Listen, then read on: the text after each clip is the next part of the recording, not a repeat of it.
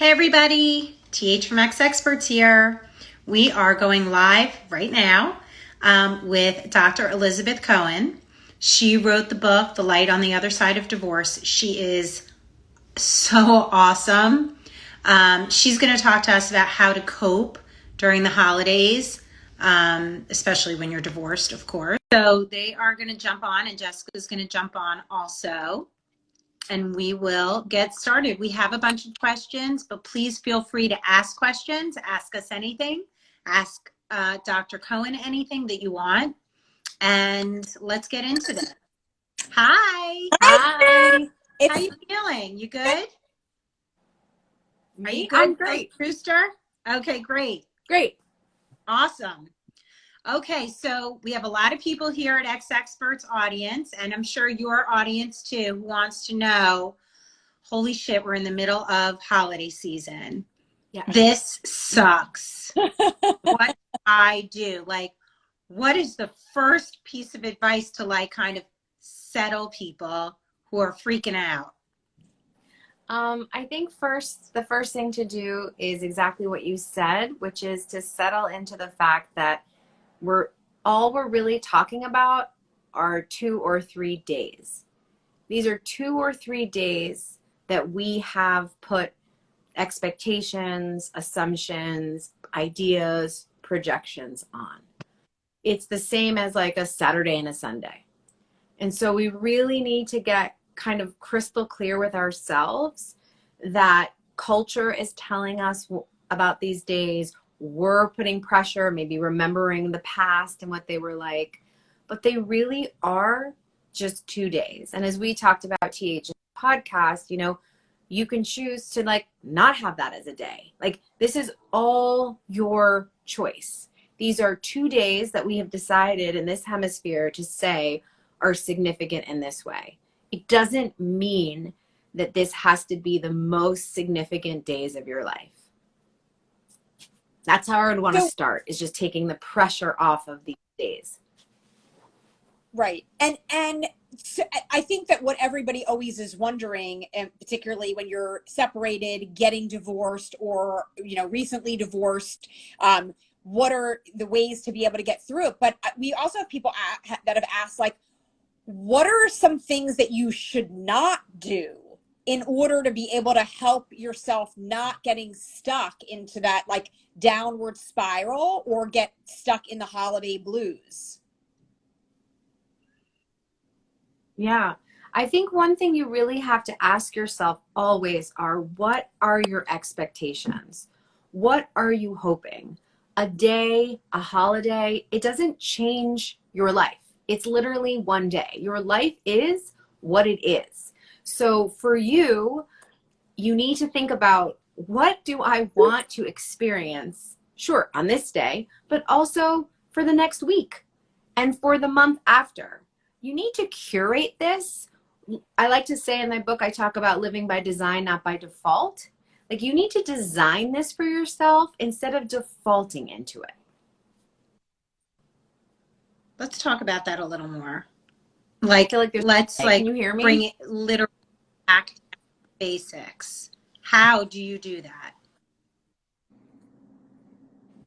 Can you hear us? I think we lost connection with her. Liz has a little bit of a delay.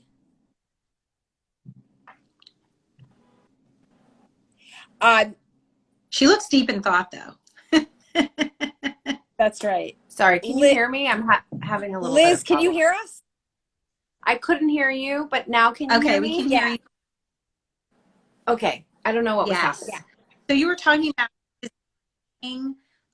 what this is going to look like. Can you like literally give us an example? We want to know exactly what you're talking about for people who, you know, because what we all talk about all of the time is, you can be the smartest person in the world. You can have 1 million degrees hanging on the walls, make a ton of money.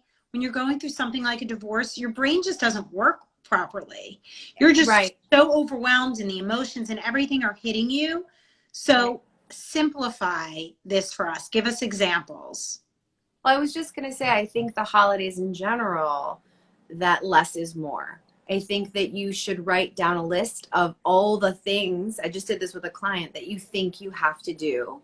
And then all the things that you actually, which of those things make a little star next to it that you like to do. And anything that you don't like to do is gone. And I was just talking with a client about this, and she said, well, I like to do the holiday cards because then we have them every year on the wall or something.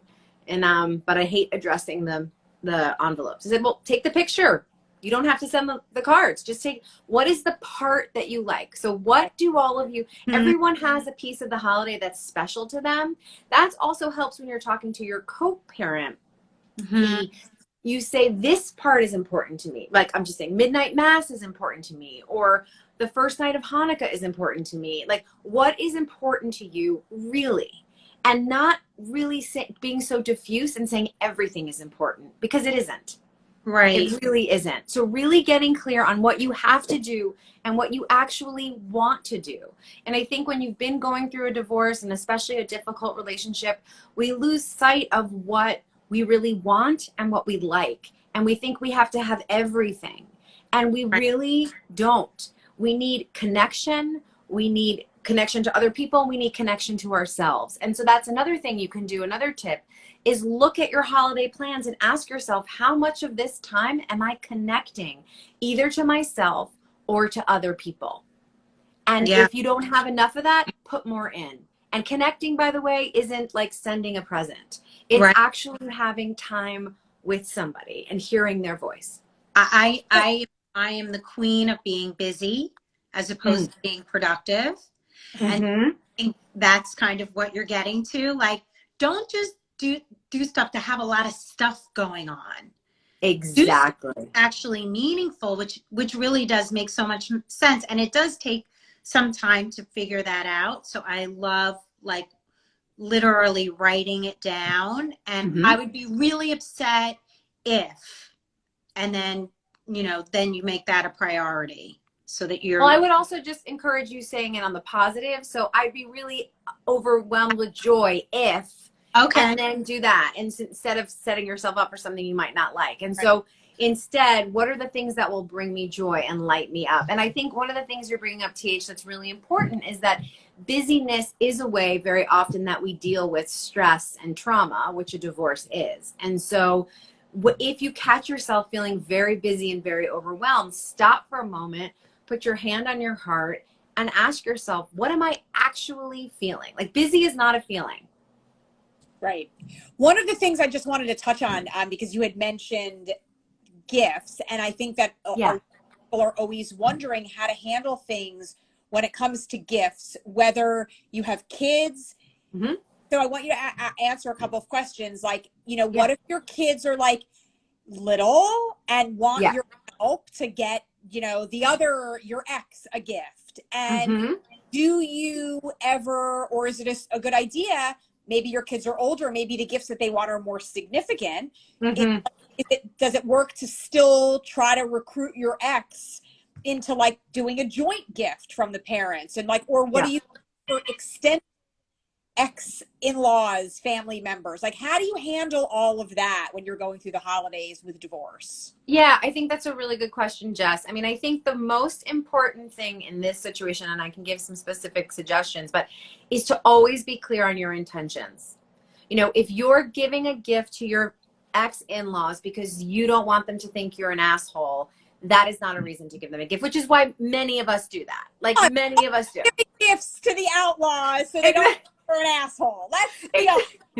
Exactly. Like, unless you really saw something they really liked and you wanted to share it. But like, if you're doing it for that, don't, because you might not get, you know, you're not going to get what you want from it. I mean, whether they think you're an asshole or not, like, only do it if you have enough going on for you. I'd rather you buy yourself a present than the outlaws a present because you don't want to look like an asshole, right? But let's stay on this for a second, because isn't there something to be said for kind of like doing the right thing? And whether it's that your kids are watching or whether it's that you just don't want to give more ammunition or add more fuel to the fire for the outlaws to like say shit about you. You can't control other people. You can't control other people. My concern about that, Jess, is that you then are doing an invisible expectation with them that they're not going to think you're an asshole because you give them a gift and they still think you're an asshole. Now, you have no idea what they think. Exactly. Now you gift and they still think you're an asshole. Exactly. It doesn't matter. Like, you can help your kids get their grandparents a gift if you want, if that feels genuine to you. Also, you don't have to show your kids that you're nice to everybody that you've ever known. I mean, like, I don't know what message you're teaching. Like, you're teaching them that you give gifts to people who you are close with and who you care about and who you're connected to. And by the way, we all give those people like coffee. Do you know what I mean? Like, it's not even like you're giving them something, right? That's like really what my time. Yeah. Right. And let's like just play this out a little bit. Like, what's the worst that happens that your kid's like, why didn't you give grandma and grandpa a present? And you're like, well, actually, when your dad and I divorced, I still care about them, but we don't have that kind of closeness anymore. Like, it's also okay to not, to not have that. And so I want to say that too. And what you asked about when your kids are young for the other parent, I would suggest giving options. So say, here are 3 things. Why don't you choose it? Like, you want to be as peripheral to the gift giving for the other parent with your kids. And so if your kids are little and they can't actually tell you what, you can give them some choices because you want it to feel like it's genuinely coming from them. So this is why the work is so hard, because you constantly have to keep pulling yourself out. And as we talked about on the podcast, like checking out your expectations and feeling like, and also everyone, you can learn from year to year. So if you give something to grandma and grandpa and you get annoyed, and then next year you won't. Like, it's all about a learning process.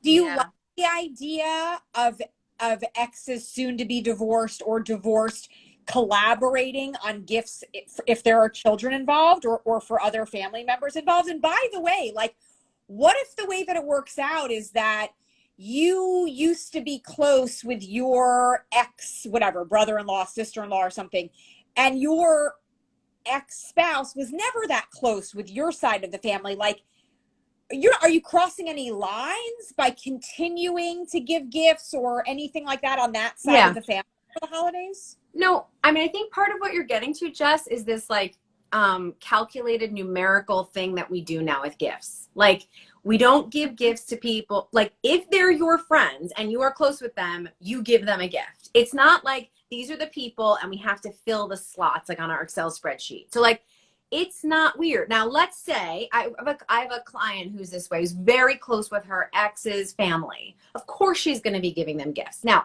if he's uncomfortable with that, he can say that and they can have a conversation. But I think we need to think about gifts more as a acknowledgement of our relationship rather than some sort of like, I'm not an asshole symbol. Okay, but what if your ex gives gifts to people on your side of the family and you are uncomfortable with it for whatever reason? How do you broach that conversation? And by the way, you may know that they are only giving those gifts so that they don't look like an asshole.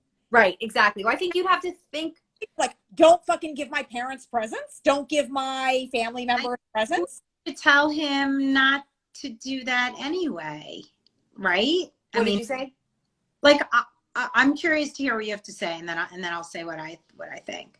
Yeah, I mean, at first, I think you'd have to think about what's pissing you off about this. Like, and again, like with everything with divorce, like, is this a battle I'm going to pick? Am I going to how much does this upset me? Is it just irk me because I'd like to have more separation, or does it really anger me? And if it angers you and upsets you, you can say, hey, that was a really kind thing for you to do. For whatever reason, it made me uncomfortable. So I'd appreciate if next year you didn't send them a gift for the holidays. Maybe write them a note, or I mean, you can say whatever you want, and you can just be honest about it. I did, and I'll go back to that thing about sharing the gifts. That's assuming that you have a relationship. I mean, right. I don't have the experience of ex-in-laws because both of his parents were deceased, but I did at the beginning try to do a joint gift from us so they weren't getting like so many crazy gifts, and also to kind of control still the kind of gifts that were being given. I'm like, you want to go in on this? I got it. And then I control, in air quotes, because I couldn't. And then I realized I was still fixing and controlling things that I didn't want to do anymore. It was aggravating me when I wasn't getting a response when I wanted it. I almost like set myself up for failure. Yeah.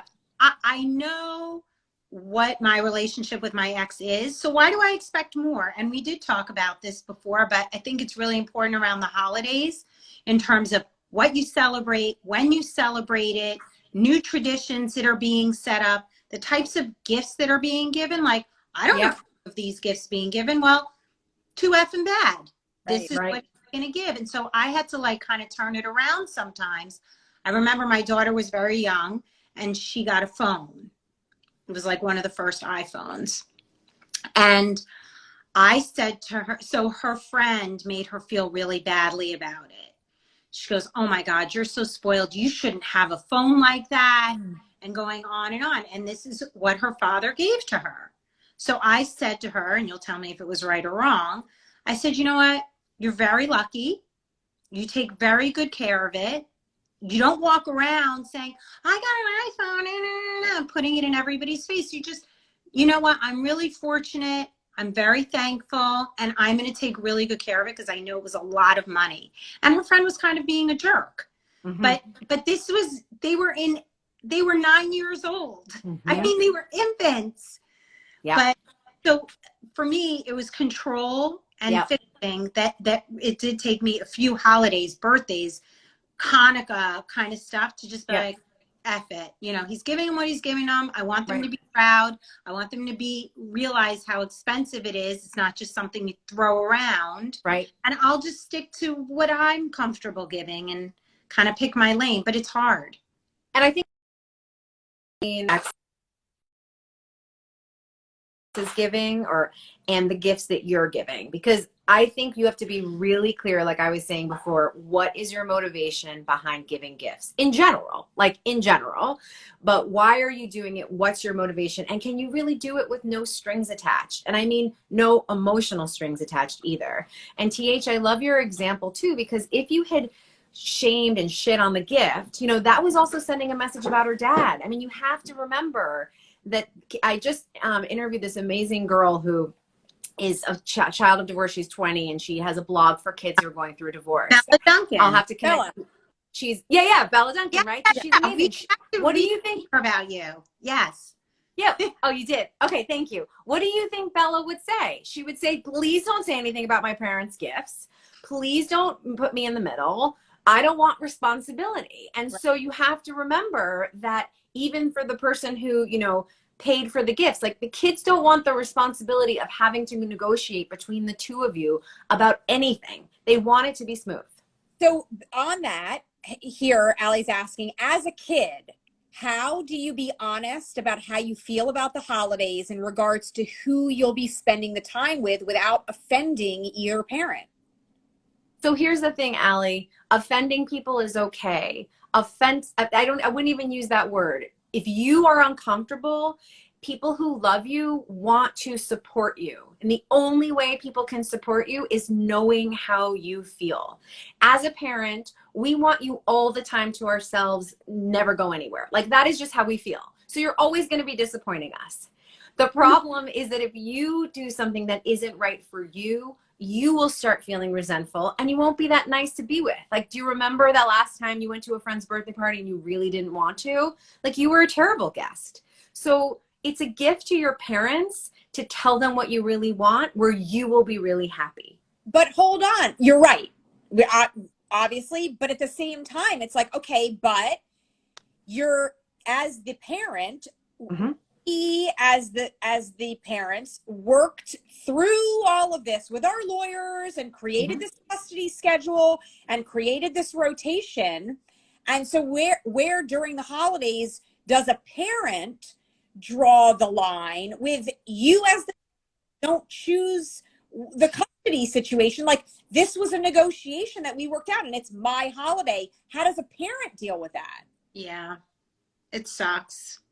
You have to, I mean, you either, I mean, what do you think? I mean, like, it's like, even the way you said it, like, not tomorrow, like you're with me today. So well, it depends on the age. It depends on the age of the kid. I mean, because also, I mean, I would say rather than putting the line down in the sand, I would be curious with Alex, right, about why they want to be one place versus the other. Like I would lean into trying to understand what was going on before you set a hard line that this is what this is what we agreed. Right. I mean, you could say this is what we agreed. It sounds like you want something different. Tell me a little bit more about that. But I think most parents, Jess, are going to have your reaction, which is like, this is a rule. We made this, duh. And so I would encourage people to just be a little curious. You could still say no, but I want to understand why they feel that way. Because, I made my agreement 13 years ago. Things have changed. There are ways that are different. As they get older, it changes. They become more independent. Right. They can drive from one home to the other. Right. Like my ex-husband started celebrating Christmas. We're Jewish. Mm-hmm. And so they wanted to be there, for Christmas presents and all that stuff, especially when they were young. I don't blame them. Sure. But I also wanted them all to myself. It's a really uncomfortable position. Yeah. So, it's Tracy's asking, or said, all of everything that we're discussing is so hard. She says she actually paid for her ex's gifts from the kids when they were little. So like, what is again, kind of the best way to go, right? And I think I first misunderstood. She's saying that like if her kids wanted to get daddy a gift, she was the one buying the gift. Yeah, that all the time. But on the flip side of that, if you have an ex who's like not really good with birthdays or holidays or things like that, and they kind of always drop the ball, and they are not going to show up to the table with Hanukkah gifts or with Christmas gifts, do you cover their ass so that their kids get to have the holiday that you want the kids to have? Look at TH's face. She knows the answer right now. Go ahead. Say it. No fucking way. You let them see their parent for who they are. You do not fixing it. You do not protect your children from their other parent. They see that their parent didn't show up with any gifts, and you hold them when they cry, when they're sad. And you say, I love you, and I know it's so hard. We can't cover up for anyone because also, Jess, what'll happen is you can think, and everyone listening might think, my kids are so little, they won't know. Okay, first of all, kids know everything, pick up on everything. But even if they didn't know, one day they will. So they'll say, why did dad used to give us presents? P.S. That was you. And now doesn't. And that's like a worse. You're like, well, actually, he never did. I mean, that's like a terrible conversation. Right. It's hard. Yeah. So much so that, I mean, it's an ongoing conversation. I think that every year is always very fluid. And as you guys have said, like, as the kids get older, things change and you kind of just have less control. And I think that I really have always been, I've always been the one that's like been really protective of my ex with regard to things with the kids. And it's been fine for me. And it's worked in my favor in the sense that is the relationship that I want. Like, I want us to have each other's backs. I know in a bind, he would do the same for me. Right.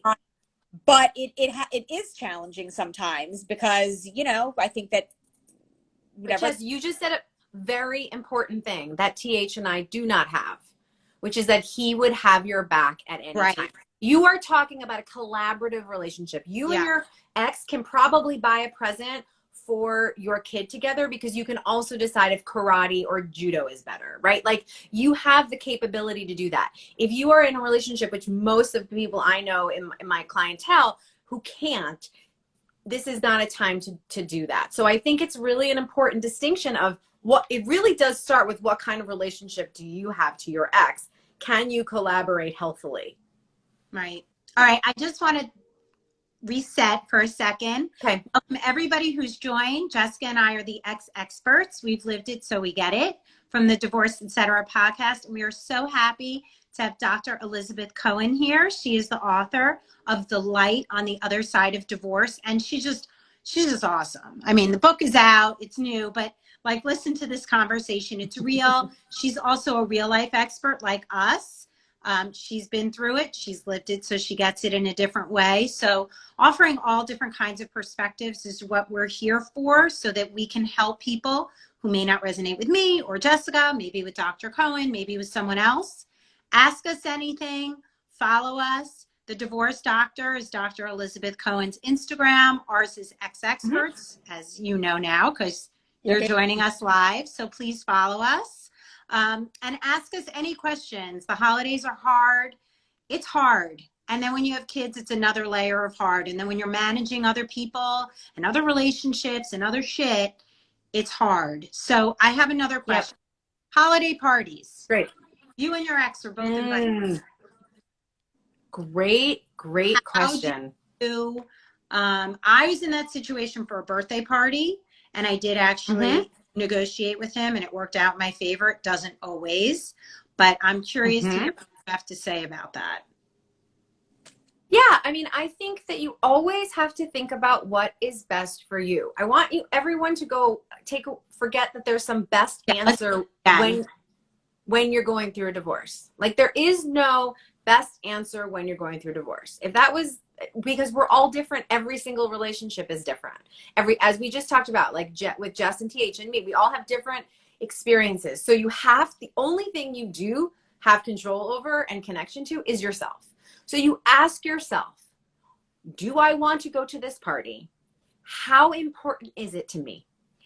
And do a little visualization. This is what, I mean, I just wish as a therapist, I just tell some people, take a little bit of time to feel into what it might be like for you to be there. And if you get this surge of adrenaline and you feel like you're going to throw up, don't go. Don't go. Call your friend who's hosting the party and say, hey, can we have drinks on January 24th? No one's doing anything in January, right? So listen to your body and your heart. Don't push yourself, especially anyone who's in the beginning of a divorce. You need all your resources. There's no party that's so unbelievable. That's the other thing. Talk about expectations in the holidays. And if you're dating and stuff, let's talk about this. There's no party where like your perfect person is going to be and you're going to not go and your whole life's going to be over. Like, that's not how the world works. There is no thing you have to be at. What you have to do is take care of your heart and your soul so that you can continue living, parenting, and managing this really hard divorce. And so you have to come first. And you know what? I can't remember what a friend said to me, like, there'll be another party. And there will always be another party. Like, if we're having the same conversation, if I say this to a client in a year, then maybe we should figure something out. But next year, and we know because we've been through, like, next year you'll feel different.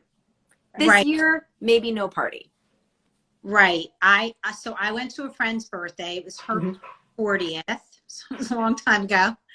And we were both invited. And I called my ex and I said, listen, she's my friend.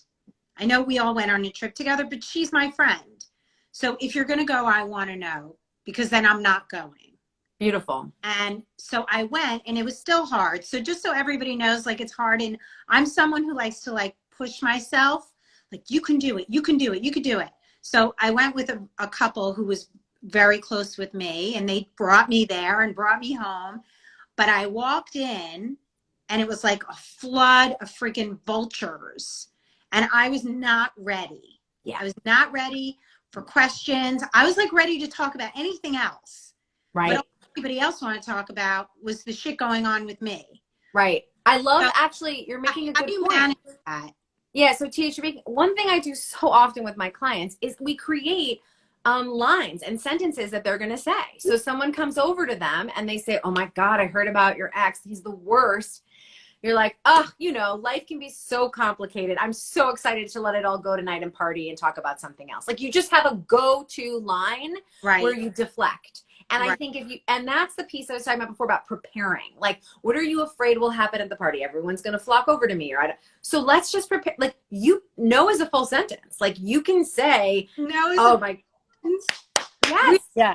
Totally quoting you on that. That is like the statement of the week. Yeah. So I love it. I just want to have I came to a party to have fun, not to talk about that guy. Anyway, what's happening? Something like that. I have another question with regards to, like, dealing with the holidays with your ex, the outlaws, and if you have kids. So what happens if it's your parenting time and, like, the outlaws reach out to you because you want to see the kids on your time? You're not that close to them. You don't necessarily really want to give up some of your time. I mean, don't. Okay. You just said it. I mean, if you don't want, I think this is the ongoing, like, if you don't want to, do not do it. Because no one is going to be there at the end of the time saying, you are such a flexible co-parent. You really deserve this, box of chocolates. Like, no one's going to care at all. Now, if you feel like your kids have been saying, I haven't seen grandma and grandpa, if you're doing it because your kids want to, fabulous. Right. But if you just said the magic word, if you don't want to do it, don't do anything you don't want to do. Also, for those of you who are not in final divorce yet, don't do anything you don't want to do, because you never know if that's going to come back up. Like, well, like now it's a precedent, right? Like, that inadvertently. Exactly. Right. And that also, so also Bella and all these other kids I know who've gone through divorce, they always say, please, less moving during the holidays. Like, Yeah. like, I know it's so hard for us as parents to not have our kids, but this, like, Friday night with me, Saturday morning with you, and then back with me, like, all of that back and forth is really to serve us and does not serve the kids.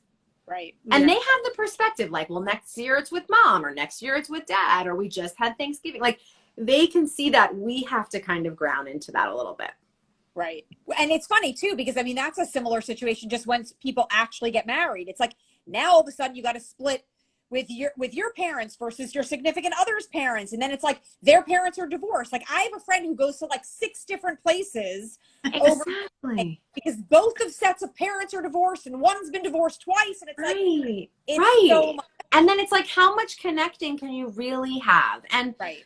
if these holidays are supposed to be about resting and connecting, you're going to have your kids at some point during this holiday time. Like, it's funny at the, because we celebrate Hanukkah, we have these like 8 days where it's a little, I try to put myself in, I celebrate Christmas now with my husband, but I never grew up with it or anything. So, like, I'm trying to understand the pressure of that one day. And, like, some people, the night's important. Some people, but, like, you can pretend that the 26th is Christmas Eve. Like, Right. I mean, hopefully no one's listening, but, like, there's no Santa. Like, he's not really coming on the 24th. Like, I know, don't tell anyone. Like, we can pretend. Like, let's be flexible. And I think sometimes we get really, really stuck and rigid. When we're going through a divorce, our amygdala is firing, and we're in a traumatic experience. And when we're in trauma, we get very rigid. We need to know what's safe and what's not safe.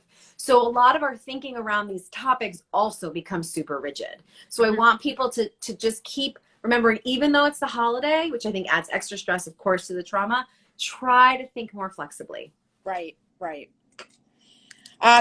Well, I mean, this has been an amazing conversation and lots of great questions, because I think that there's not one person who has gone through divorce or is going through divorce who isn't thinking about how is the best way for me to handle all of this during the holiday season, from either dealing with the kids and that kind of perspective, or just like my first holiday alone. Yeah. How am I going to get through it? And, like, so all of this stuff I think is incredibly helpful. So thank you so much for I'm so glad. And I just want to let people know that also, like, the best holiday changes year to year for you. It changes within you. Like, just don't put the pressure. Like, if you, as we talk on the podcast, if you cry the whole Thanksgiving or your whole, like, that's also okay. There's going to be another one next. Like, don't put the pressure that it has to be amazing. It can just be, it can be okay. Like, I know it's hard because there's so much pressure, but. And also, you don't know what you don't know, which is why we created exEXPERTS. Right. You just kind of stumble into it and you're like, I didn't make a plan. I didn't know I was going to be asked these questions. I didn't know I had to plan a gift for his parents. I didn't know. So that's the point of our Instagram lives, to tell you what's happening today, and the Divorce Etc. podcast, and Dr. Elizabeth Cohen with her book, Light on the Other Side of Divorce. And she's the divorce doctor, is her handle on Instagram.